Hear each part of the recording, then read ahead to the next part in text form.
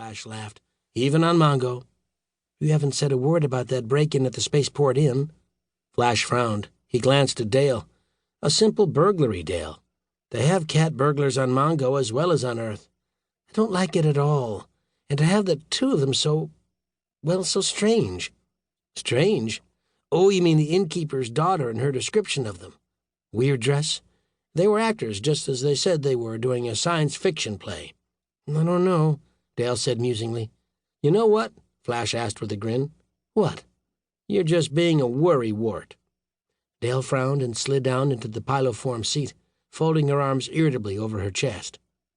"What would be the purpose of delaying our visit to Arborea and Prince Baron?" Flash asked after a moment. "I don't know," snapped Dale. "Forget I said it."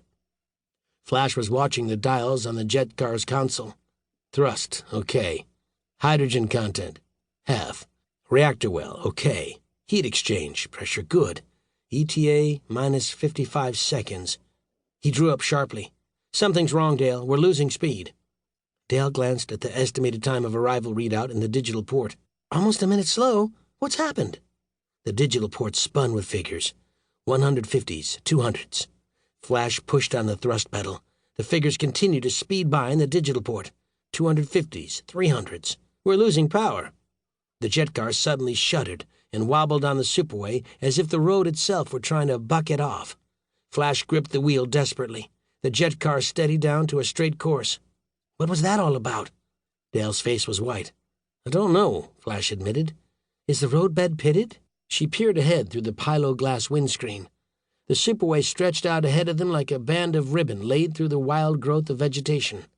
There were no pockmarks in the slick, expertly fabricated copolypetrol surface.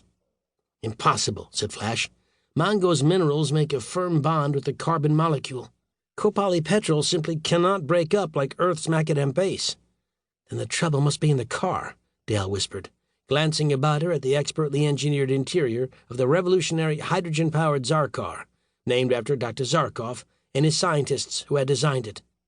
"Absolutely negative," snapped Flash. "This is the finest piece of equipment made on Mongo. According to Doc Zarkov, anyway. Hydrogen reactor made of Lexmat, the most durable metal in the whole Mongo system. Jet thrusters of Lidolep, the least weighty alloy known. Indestructible tires of Pylolact, combining the elasticity of Mongo's famous milk tree sap and the durability of Pylomat. Zarkov designed it. There's nothing that could go wrong." Dale shook her head helplessly. "I know, Flash." Her eyes widened. "Hey, what's that odor?" Flash sniffed. The Zarkar was suddenly filled with a smell that was utterly foreign to his nostrils. "It's unlike anything I ever smelled before," he said, sniffing hesitantly. "Oranges? Loquats? The tang of tomato vines in the rain. Dale, it's all three smells combined. I don't know what it is." The forest on either side of them hurtled by, the superweight trembling beneath the weight of the speeding jet car.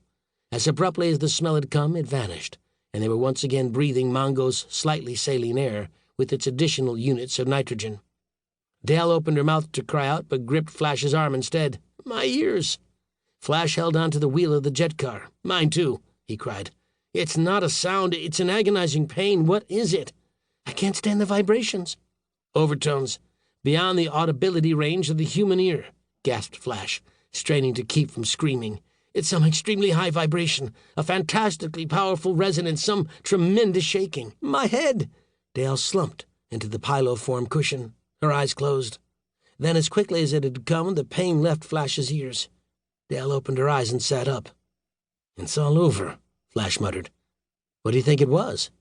"First a weird smell, and then that sound you can't even hear." Dale trembled. "I don't think we should have come here today, Flash."